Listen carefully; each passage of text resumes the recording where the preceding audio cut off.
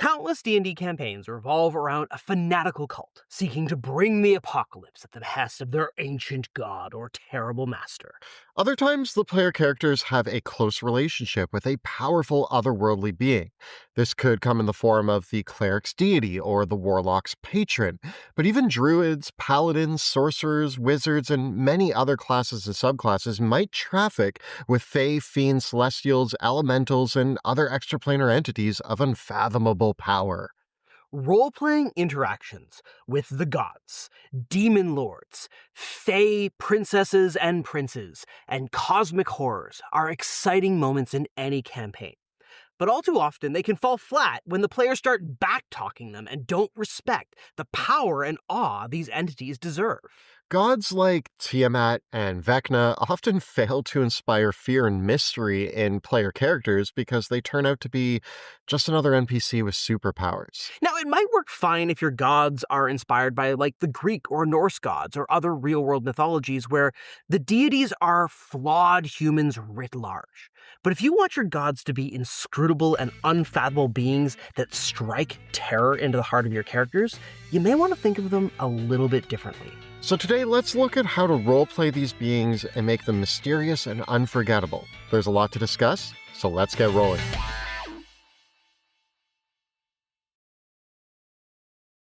So Monty, you're an expert at talking like a god. Well, yeah, I love playing God. As a dungeon master, it is one of the best things when you actually have the opportunity to give your players a moment where they get to confront a deity, a demon lord, or an eldritch being, and you get to embody and roleplay that entity.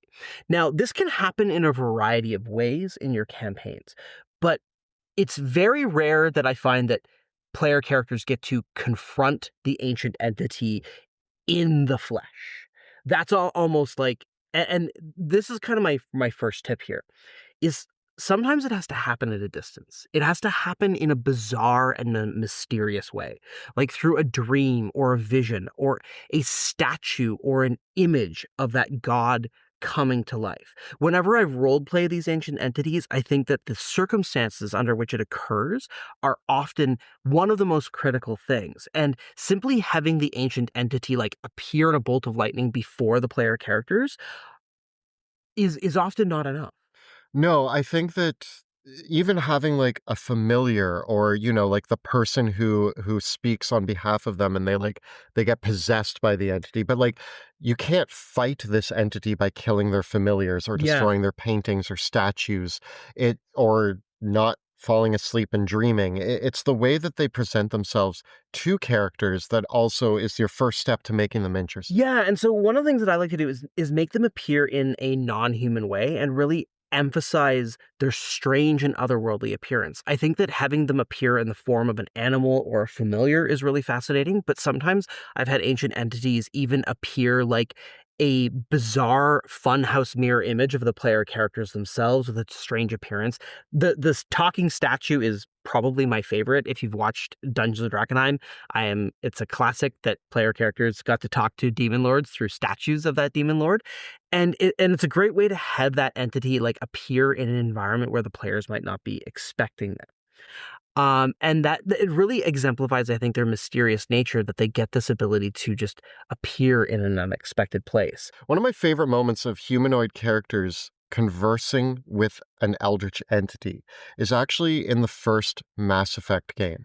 And in the first Mass Effect game, no matter what, I will tell you that in my opinion, this is the perfect example of humanity discussing with an eldritch entity, because your team of, gung-ho, adventurous space folk go into this room and this thing shows up that's almost like this, like, you're communicating to it. It's like the shifting black mass Yeah, that isn't, it doesn't necessarily have like a human face. and I'll never forget the conversation I had where up until this point in the game, I was like, I'm going to save the world. And without trying to repeat the dialogue that's actually said, it's just such a good moment where I remember halfway through the dialogue being like, oh, there's really no hope for us.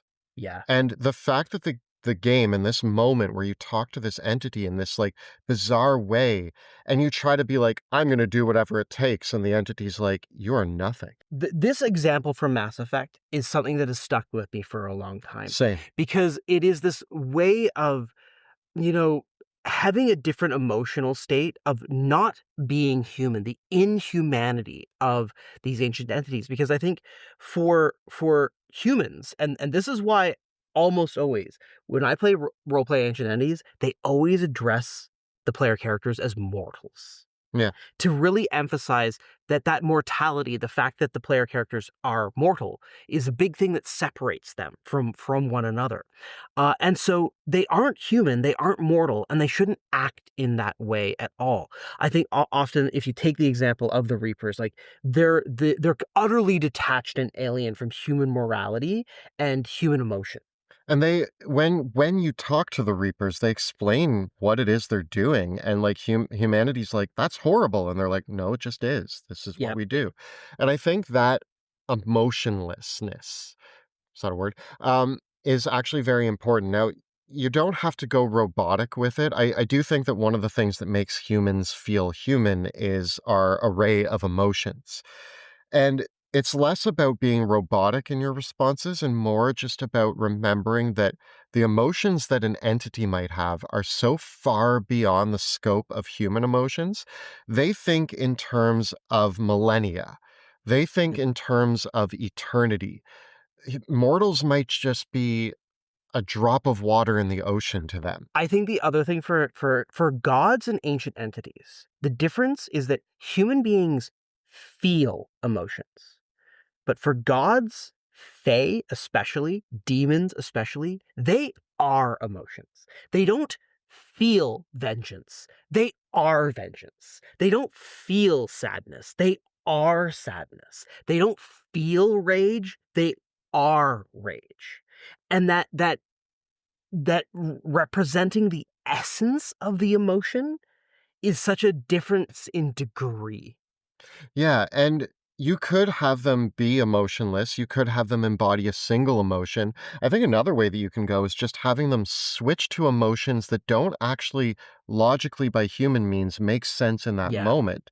The entity presents itself as sad about something that humanity, as they're talking to it, are like, why are they sad about that? Or then aloof about something else, or distraught about maybe they switch emotions on a whim at points that just make no sense. And there's a lot of ways that you can play with the emotional state of your entity, but as long as you're not thinking of it in like Yeah. standard terms, you're getting there. I think the other thing that they can do is be amused or bored by the player characters. They might laugh or dismiss their mortal concerns, and absolutely, they do not take any threat from the player characters seriously at all. Like, nothing that never matters to them, and they can just respond to it in a casually dismissive if the player characters be like, I'll destroy you, and they're like, Again, the conversation with the Reapers pops into my head where I'm pretty sure as Commander Shepard, you can be like, yeah. I will end this. And it's just like, he says something along the lines, the Reaper says something along the lines of like, we have been here since before time existed and we have ended millions of civilizations and entire species. Why do you think you're any different? Yeah, I think the line is like, "You exist because we allow it. You Yeah. end because we demand it." Yeah. Right? And I think in that, whenever the player characters are going to ask them questions, and I think a real critical thing too with cosmic entities is to display their otherworldly knowledge. You've got to talk in a cryptic manner as well. You've kind of got you never have to give the players a straight answer to anything they ask. I think that every response that you actually give to your players should actually span into more questions that they have. If you asked a yes or no question, you can answer with something poetic or extremely unsettling. Uh, they ask you a yes or no question and you respond, the stars once knew that answer, but they have long since burned away. Or if if the players try to get a yes or no answer, the entity might say, in one reality, yes, but in another, no. Which do you prefer? And I think that the entities also can think in time in such a large scale that they can highlight, I remember your world when the sun first rose over it. It was disappointing in its shade of gold. Or they know things about the players that no one else knows, like their deepest fears. Or they make hints of knowing the future, but only in ways that make the players doubt whether they will succeed.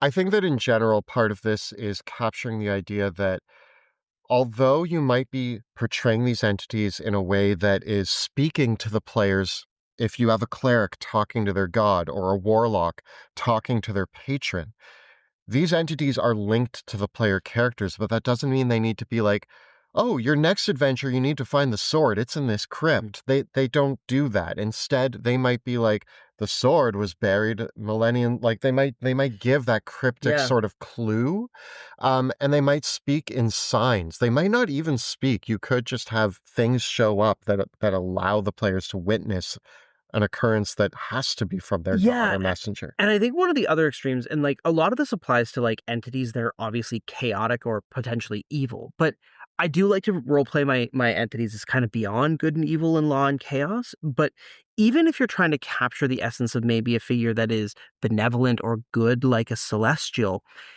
one of the ways that you can make them otherworldly in that respect is how I like to think of like a creature of order. Order can be inscrutable and terrifying as well. Like think of quantum physics or the digits of pi or fractal patterns.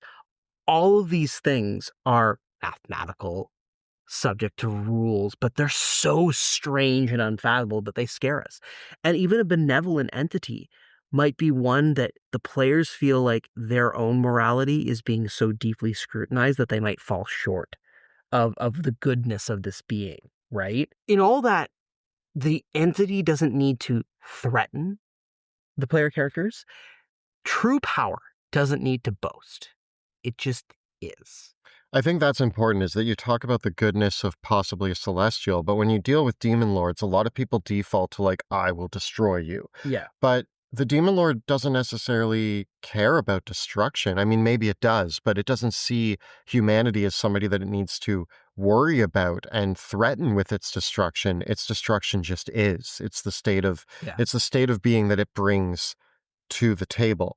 It's just what this demon lord does. And it's the whole idea of like if an ant looks up at a boot, like yeah, what the boot doesn't care about the Yeah. ant, and the ant doesn't know what to do about the boot. And a lot of times you need to think of your entities not as like it's not like if I'm stepping on an ant, I'm like I will destroy you, ant. Usually I don't even notice the ants there. Yeah, and I think so one of the risks that you run into with when you have an ancient entity dropped in front of the player characters is that oftentimes DMs can use this as a way of threatening the player characters and railroading them into being forced to do something. And this is where I think a key thing when you're interacting as a god or a demon lord is not to say, I am God and you must do what I say. It's a more reversal. I think with ancient entities, they have to offer the player everything they want. Give them everything. You know, give them something that they really want, but at a cost. It's a deal. It's a bargain. And that's why it makes it so interesting as a warlock pact. But the interesting thing about the bargains is that they don't necessarily need to make sense to the player Yeah. characters. The fact is that these ancient entities have mysterious motives. Their goals should feel vast and unknowable. You don't define their full plan. You reveal it in small pieces over a long time. And when they're making these deals, the stuff that they tell the player characters, your warlock patron might say to the warlock, deliver the gold coin to this guard on this day at this time. And the player character will be like, okay, like that doesn't really seem like it's going to do anything. But they don't get to know what this entity's divine plan is. And maybe Yeah. this coin is the exact happening at this exact moment they know is going to set off a chain of events. But the player characters don't get to know that information. Yeah. And so the entity can kind of make this connection between the player character getting what they want and them performing a service for the ancient entity. And the objective here and their kind of impassiveness can be more rooted in the inevitability of it.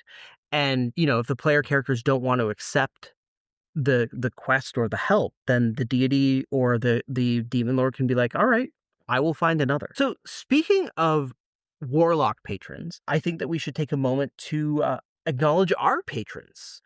Our patrons have allowed us to make so many improvements to our show over the years, and we have just revamped our Patreon to give more back to them. We've added in a whole bunch of new content, behind the scenes footage, extended cuts of some of our videos. We have early access to our videos. There's a lot of new stuff happening on our Patreon, and patrons are getting a lot more. So I really think that now is the time to check out our Patreon and jump in and join us on our patron exclusive Discord, where you can chat with us directly or join a thriving community that are helping people develop homebrew or run games or run Drakenheim and so much more. All of our patrons receive access to our YouTube videos and our actual plays in the world of Drakenheim 1 week before they go live on YouTube. In addition to that, every month our patrons at the Dungeon Disciples tier and higher get a special Eldritch experiment, a 5e compatible packet featuring subclasses or feats or some spells or some new material that Kelly and I are working on for one of our that might make it into one of our books, but our patrons get access to these things months, if not years, before they'll ever appear in one of our published books. Not only that, but I'm going to be running some actual play content using systems that aren't D&D mostly. Right now, I am in the works on an Alien RPG short run that I'm going to do that is exclusive for patrons as well at the Disciples tier. And then we have a lot more goodies on the way as well. The links to our Patreon are right down below. So back to Warlock patrons. If you're in a state in your game where you're trying to get a player character to buy into the entity, so it's not yet the Warlock patron, it's not yet the cleric's deity, but instead they've just stumbled upon this entity. You start with something that sounds easy. Like, I'm pretty sure you actually got us when you were like, okay, you can have this, but you just have to do something for me. It's not going to involve murder. It's not going to involve anything. You just need to deliver something when I tell you to. And we were like, oh, that's easy. Yeah. Okay, yeah, sure. And now they're in. And once they're in, it's hard to get out. Yeah, and I think definitely the times that I've stumbled the most with this myself when I've played like a demon lord is like the more you get into the specifics of the deal, the more the players are going to try to like lawyer you Yeah. on it, and these entities are beyond that. You know, um, they don't get lawyered. I think that there is this cool idea, especially with like the Warlock Pact, of like rolling out the fine print and the fine text, and even in that, like it has to feel almost overwhelming to the player character. Like that's what's so overwhelming about a real legal document is that like, a real contract has so much in it that, did you click just agree to the terms and conditions or did you actually read the whole thing? No one reads the whole thing. You should, but no one does. And and I think that that's one of those things of like, you know, uh, you can present the player character with something that is unfathomable, like a real voluminous legal document, right? And be like, sure, yeah, here's all the terms. It's all there. And it's like, yeah, but it'll take you 100 years to read the whole thing. Yeah. Yeah. Yeah. Do you have And 100 years? yeah, and so do you want the power or do you want to spend 100 years reading this giant document, right? And I do think that the objectives and goals of these entities doesn't need to align necessarily with the specifics of your campaign. They can merge with the direction of your campaign at certain moments, but they could be completely perpendicular to the mortal concerns. And the request could sound confusing, and it doesn't need to be like, we're running a Lich campaign and this entity wants the Lich destroyed. Like, it might not Yeah. be that. And I do think that like with ancient entities, I think that so often like one of the things that happens again coming back to like the Tiamat and Vecna example, Tiamat and Vecna are at the cusp of achieving their current latest greatest plan, right? And it often feels like for the player characters, it's a do or die moment, right? Like if we do not stop Tiamat now, Tiamat will take over the universe, right? But for an entity that is truly immortal, like a god, this is just another piece in the plan. Like, for me with Vecna, like when Vecna is actually going to take over, it is going to come at a time when there are no heroes to oppose him, right? And so one of the ways that you can make these ancient entities, like even though they're making what seems like a play at world domination, what they're actually trying to do is shake things up because like whenever you think of like a giant war or anything like that, people form new relationships, new people are born, new people will die. And what it actually is that like Tiamat is starting this destructive war because by starting this war, two people will never meet each other, and thus they will never raise the child that will then have a grandchild that in the next war, in 300 years from now, will actually be the one capable of opposing. Like they're operating on this whole like genealogical scale where they're thinking so many events ahead of like I'm actually thinking of like stopping the great like almost like Terminator, where it's like Yeah, they're thinking so far ahead in time of trying to stop like the future opposition. That's the thing that matters. yeah. Yeah. I think that when you are role playing these entities, every interaction with them should have the player characters questioning what they know. They probably think they're working in favor of these entities or maybe against them, but then it turns out that it flips the switch halfway through. And at every interaction, they should question what it is that this entity's motives actually are. Whether they're a celestial being who is inherently good, you can still have the air of goodness coming off of them, but that doesn't necessarily mean that they are understood in their goodness. The same way that a demon lord might not be understood in its evil. All that you get the feeling of is a slow, unstoppable influence.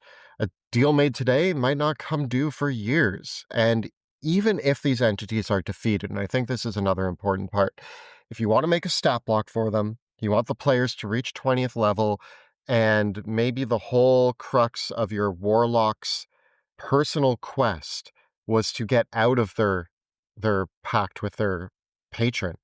And so at the end of the campaign, they fight their patron and defeat them. I think that it's okay to be like, the patron has let you out of its pact. You're too much of a hassle, but the patron is not destroyed. I think also if you are going to stat up these entities, I think the really key way to do them in battle to make them feel really alien is they got to attack something that isn't the player's hit points. So when I ran the battle, one of my battles, I had an ancient entity that aged the players by being in their very presence. But you could just as easily have another entity that like slowly by being in their presence, the player characters forget their own names or they forget their memories. They lose their memories or it drains them in some way that isn't their hit points, their spell slots, or like their class levels.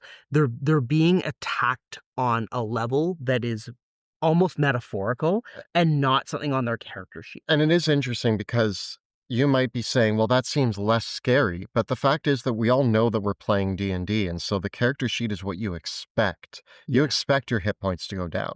But when you're deep into the role playing and you're 15 levels in of playing this character, and suddenly your backstory starts disappearing, then all of a sudden you're like, what are you doing right now? Like that actually will instill more fear in your players than targeting their character sheet, because the character sheet is what everybody expects.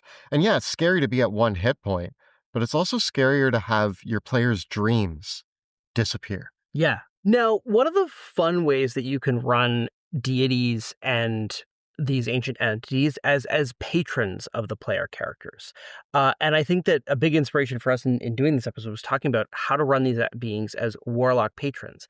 And I think, D&D is in this peculiar state where like I often see that question of like, what is the difference between a warlock patron and a god? And I personally like to deliberately confuse that. Yeah, there doesn't need to be an Yeah, answer. yeah, Oh, the warlock pact of the fiend. Well, who knows if that cleric is talking to the same fiend and yeah, mistaking it for a god. Now, this depends on the world and the setting that you're playing in. You can have a very strong differentiation between the demon lords, the gods, the great old ones, and whatever, the yeah. fae. But we're just talking for ourselves here. We like to mix and match and confuse these entities. no matter what your lines are that you're drawing, it's a lot of these rules still apply to make them unfathomable and unpredictable. But when they are being used as a warlock patron, this means that they're going to take a bigger role in your campaign because they're not just going to show up. They still might just show up from time to time, but they are directly communicating with the party who is linked to them through a subclass or a Yeah. class choice. But I think this applies either way, whether you're going with a god or a warlock patron. I think one of the things to think about first is that rather than having the patron demand service or the god demand worship right off the bat, they don't. They offer their help first, no strings attached. And I think that this works both for clerics and their gods, and both for warlock patrons. Because one of the things that can unite both of these things is that oftentimes a cleric worships a god. Like, people come to the gods because they're in a very, like, think of how many people, like, in the real world have a religious moment at their lowest moment, right? Because, and so in this respect, someone who is at their lowest moment, the god, the Fey Lord, the Demon Lord, comes to them and helps them in that moment. They give them the little bit of power that they needed to make it through to the next day. And this actually works really well in the 2024 rules. One of the things that we've heard talked about a lot is how a lot of classes or all classes don't get their subclass until 3rd level. But if you want a strategy to play this out, your Warlock patron shows up very early on for the Warlock when they're at level 1 and just says, "Hey, I'm here to help." And the warlock doesn't even know who it is yet. Yeah. Right? And even for a cleric, like, they might be like, the gods have blessed me, they've helped me, but I'm not really sure which god it was yet. Yeah. Right? It takes them a few levels to figure that out. And it's only after they've had a sample of the power that they can have that the patron then, after giving them a taste, presents themselves to them and says, "Now I need something from you. I helped you. Do you want me to keep helping you?" And maybe they've already given the warlock a couple favors. It's kind of like that pusher mentality, The first hit is free. They might even say more things to them too, to endear them. Like the demon might say, "I see your potential. Let me help you reach it." Or, "Others have disappointed me, but you are different." And then they're made to feel special, like they are chosen and important. And so you have the patrons or the demon lords or whatever it is reach out to the players. They give them some strong benefits. They tell them that they're special. And then the first few things that they ask of them are not that big of a deal. Again, it's deliver this coin to this person. And they're like, "Okay, well, that's nothing." Or they might just say, "Do not wear green. It offends me." And they go, "Okay, no more green. You're right. That's easy." Yeah. But the player characters aren't going to realize when they've crossed the line. Yeah. Now suddenly they're 18 favors in. They're now a high-level warlock, and it's like, "Oh, this is great. My patron's given me everything." And the patron's like, "Now I need you to kill somebody." And if they refuse, the patron can be like, "But you've used my gifts, given so freely. And yet now this is how, if you no longer wish to have the gifts, that's fine. You don't have to." And now I think we are playing a dangerous game here because you do want to be careful about robbing a player of their class abilities by giving. So these choices should always, like, if it's like, now you need to kill somebody, it's not kill the other players at the table. Yeah. Or kill your most trusted ally. Make them still something that does. This is where you do want to feed a little bit into the campaign you're playing. You want to give them a mission that is like, you have to kill the bandit leader of the group that you were avoiding dealing with. Or you go the opposite way and you have them spare someone. Right. Right? You say it is not their time yet, right? Or you ask them to do something that is seemingly innocuous, right? Like, bring me that book from the wizard's tower, right? Or you can really creep them out and be like, "Ah, yes, You have defeated the Lich Lord, given with all the power that I've given you. Do you think that you could give me the shards of their soul gem?" And you're like, "Is it a good idea to give this eldritch entity the shards of the Lich Lord's soul gem?" Has to be a good idea. They Oh gave me all this yeah, power. nothing good bad can happen from that. And like it's just the small things that they ask for in return, right? Or like maybe you slay an ancient dragon and they're like, "Yes, I would like the heart of that dragon." And it just all starts to get weird. And I think this is the main shtick that we're going for here is these entities ask things in key moments that don't necessarily disrupt play at the table. They don't necessarily beeline your campaign, but it makes them this presence at the table that is constantly there, constantly interacting with the players, which allows the players that are playing the warlock or the cleric or whatever to feel like their choice on their class or subclass is having an impact on the campaign. Yeah, it's so much fun, the interplay. I love as I said earlier, I love playing gods. I love being demon lords. I love these sorts of interactions. They're so much fun. And I think that the more you focus on the bargain, the more you focus on the temptation, uh, and the more that you make them inscrutable and mysterious, the more rewarding it is because it just makes the players squirm. And it's funny because when you remove all the layers, they're squirming over if it's unfathomable and mysterious, you never need to answer those questions, and they might not be relevant Yeah. to the campaign. So you've succeeded because I think part of the thing about an eldritch entity is just you never know. And so the campaign ends and you've defeat the final boss, and the entity says, "All right, now again, it's the Lich Lord," and he's like, "Now give me the soul gem," Yeah, and then they it's disappear. that wonderful dot dot dot Yeah, at the end, and I think that's a really cool way to integrate a warlock's patron into a regular campaign, right? Where like the patron never turns out to be a villain.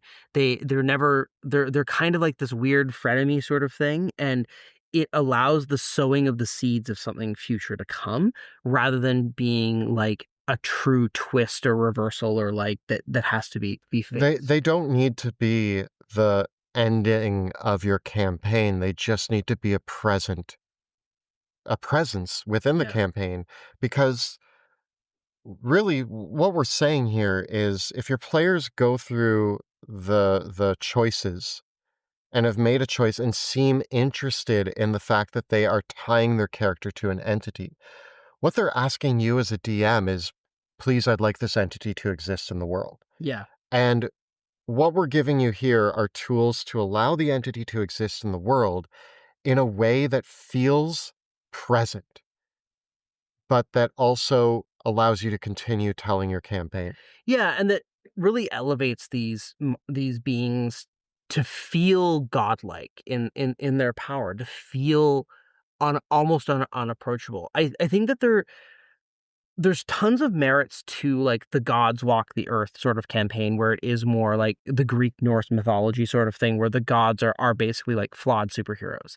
I think that is super cool, but that's a separate sort of set of conditions for the gods to be operating Yeah, like under. if you want the god of wine drunk at the bar with the Yeah, humans, you could that's a different thing than what we're talking about. It's a valid thing to do. yeah. And I've actually played in a campaign where, yeah, the gods were just walking around. Yeah. I mean, this is just really scratching the surface, right? You know, the gods, the demon lords, the fae, celestials, elementals, there's so many different ways to play them, right?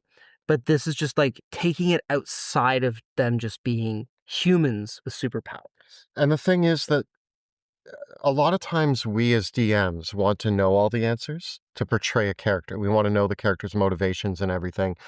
But this is kind of your key to say, yeah, the gods can be presented as mysterious and you don't need to know the answers. You might just ask random stuff of your players and they're going to be like, what's this thing planning? You don't need to know what it's planning. You don't need to know why they're not allowed to wear green, or why they need to deliver this item, or why this soul gem needs to be given to them at this moment.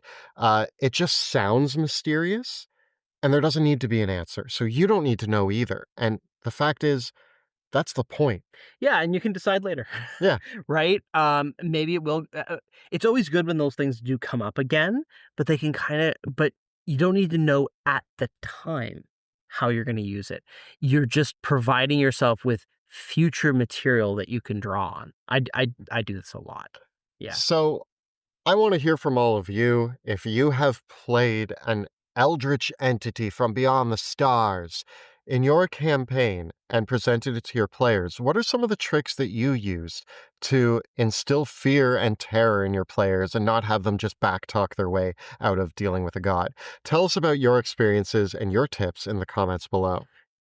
And of course, you can get on our Patreon and talk with us about all this. The links are right down below. And if you want to see a Warlock patron having a great time manipulating their Warlock friend, you can watch our actual play in the Worlds of Drakenheim, which is Tuesday evenings right here on YouTube. You can check out all the previous episodes right up over here. And we got plenty more advice for the game masters right up over here. Please subscribe to our channel, like this video, and ring that bell so that you never miss an episode. Thanks so much for watching. We'll see you next time In the dungeon.